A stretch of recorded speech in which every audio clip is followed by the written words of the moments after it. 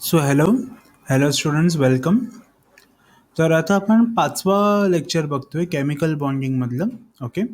आणि ह्या लेक्चरमध्ये आपण व्हॉट इज मॅटेलिक बॉन्ड हे बघणार आहोत. मॅटेलिक बॉन्ड म्हणजे काय ते बघणार आहोत. हा जास्त इम्पॉर्टंट तुमच्या लेवलला नाही आहे. ओके.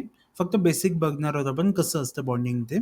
ऑलरेडी तुमच्यासाठी सगळ्यात इम्पॉर्टंट म्हणजे आयोनिक बॉन्ड आणि covalent bond.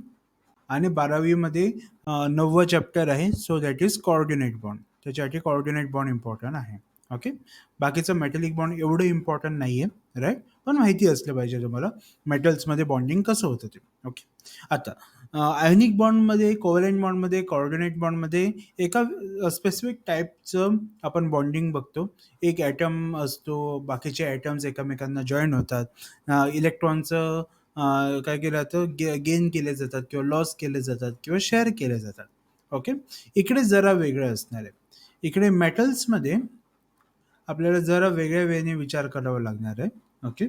So metallic bond,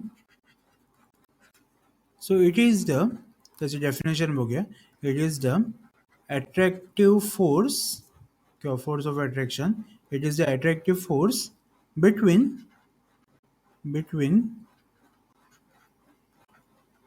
positive metal ion and free electrons. So it is the attractive force between positive metal ion and free electrons. Okay. चल. So आता इकडे आपल्याला एक असं ॲटम घेऊन आपण समजू शकत नाही. आपल्याला कम्प्लीट थोडं याचं एक ब्रांच ऑफ ॲटम्स असं बघावं लागणार आहे. ओके. चालेल. सो बघा, आपण एक एक्झाम्पल घेऊया. फॉर एक्झाम्पल, आपल्याकडे असं समजा एक मेटलचा तुकडा आहे. ओके. फॉर एक्झाम्पल काय, आपल्याकडे मेटलचा तुकडा आहे. फॉर एक्झाम्पल आपण सोडियम मेटल घेऊया. ओके. सोडियम मेटलचा तुकडा आहे, राईट. ओके. आता सोडियमचा ॲटॉमिक नंबर किती, 11.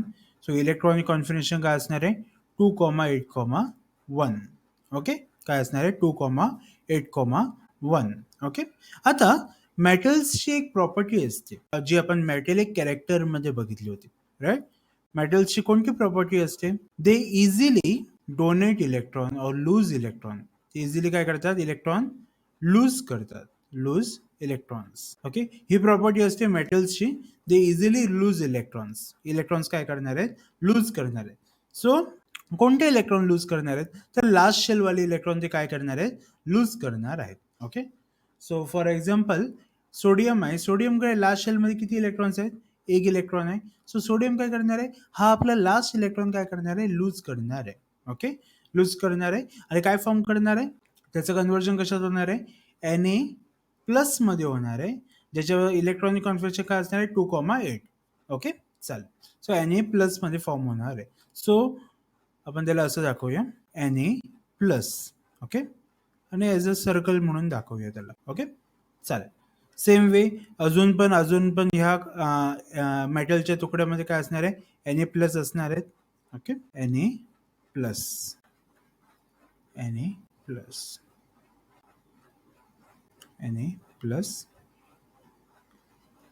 Na+, okay. हे सगळे मेटल्स एकामेकांसोबत असणार आहेत, राईट. ओके. एका तुकड्यामध्ये आहेत असं कन्सिडर करूया. बघा काय काय झालंय, Na+ आहेत. आता ह्या Na+ फॉर्म होण्यासाठी त्यांनी काय केलंय, इलेक्ट्रॉन लूज केलेला आहे. तर हे इलेक्ट्रॉन जे असणार आहेत, हे आता काय असणार आहेत, लूज केलेले आहेत ना त्यांनी.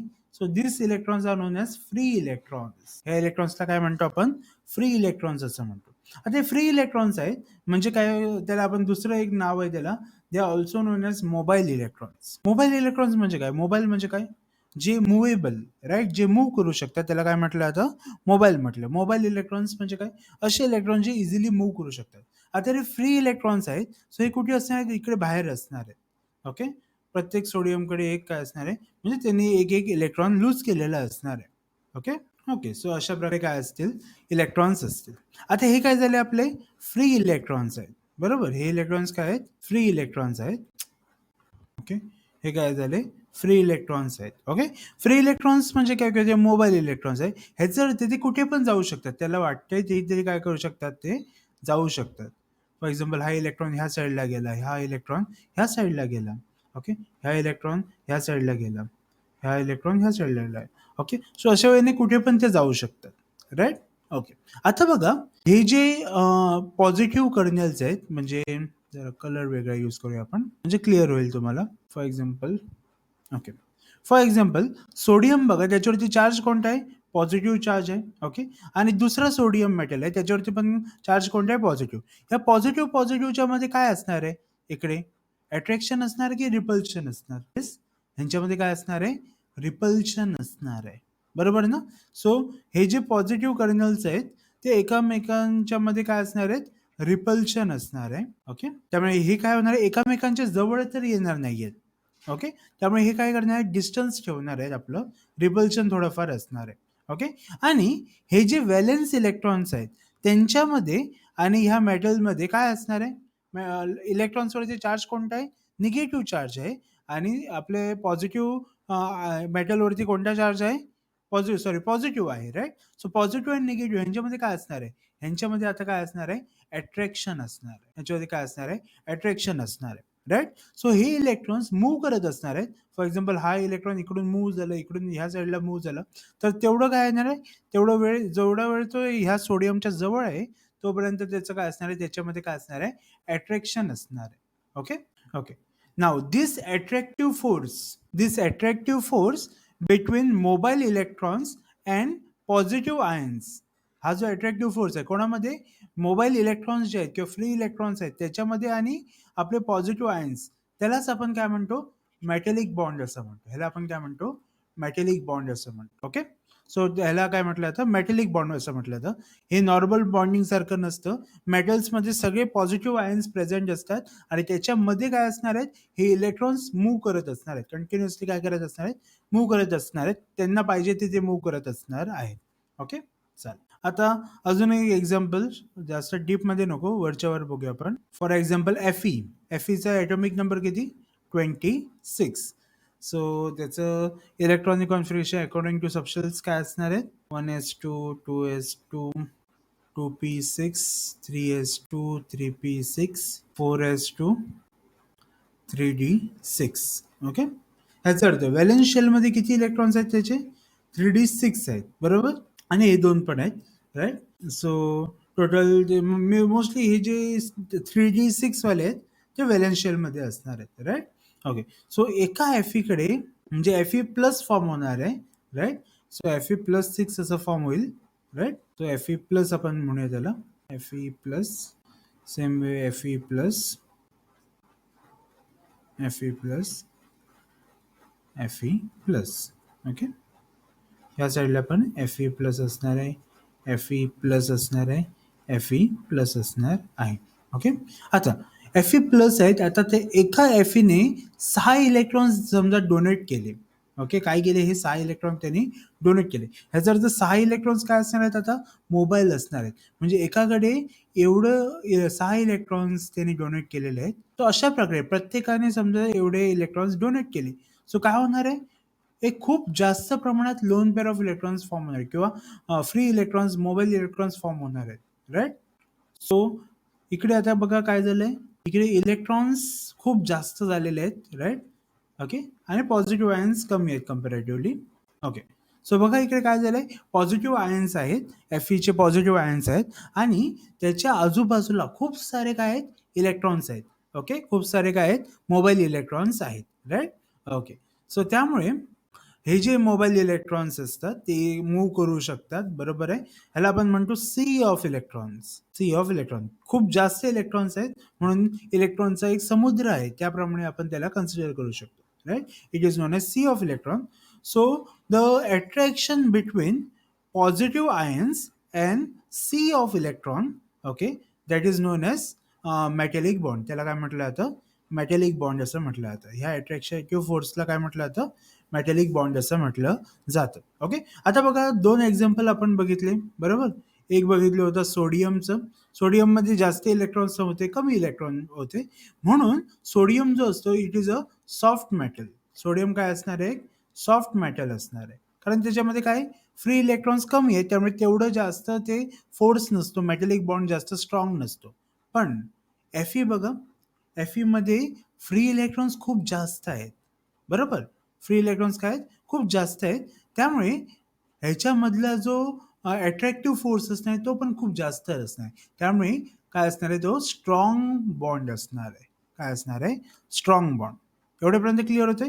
सो ह्यावरून काय समजतं, असे मेटल्स, असे ट्रान्झिशन मेटल्स जे किंवा असे मेटल्स जे जास्त इलेक्ट्रॉन्स डोनेट करतात किंवा जास्त फ्री इलेक्ट्रॉन्स डोनेट करतात, त्यांच्यामध्ये बॉन्ड काय असणार आहे? मेटॅलिक बॉन्ड स्ट्रॉंग असणार आहे, खूप जास्त स्ट्रॉंग असणार आहे. आणि जे कमी प्रमाणात डोनेट करतात त्यांच्यामध्ये काय असणार आहे? बॉन्ड वीक असणार आहे. ओके, कम्पॅरेटिव्हली Fe जो असतो तो काय असतो? स्ट्रॉंग असतो. कम्पॅरेटिव्हली काय असणार आहे? तो स्ट्रॉंग असणार आहे. का स्ट्रॉंग असणार आहे? कारण तो जास्त इलेक्ट्रॉन्स डोनेट करतो. एवढ्यापर्यंत क्लिअर होतंय का? राईट. सो अशा वेळेने आपण सांगू शकतो की मेटल्स ओके स्ट्रॉंग का असतात? ओके, का स्ट्रॉंग असतात? काही मेटल्स स्ट्रॉंग असतात, काही मेटल्स वीक असतात. का स्ट्रॉंग असतात? ज्यांच्यामध्ये फ्री इलेक्ट्रॉन्स जास्त आहेत ते जास्त स्ट्रॉंग असतात आणि ज्याच्यामध्ये फ्री इलेक्ट्रॉन्स कमी आहेत तो काय असणार आहे? कम्पॅरेटिव्हली वीक असणार आहे. अजून एक गोष्ट बघा, आपल्याला माहिती आहे मेटल्स, ओके, काही प्रॉपर्टीज पण बघूया. Metals are good conductor of electricity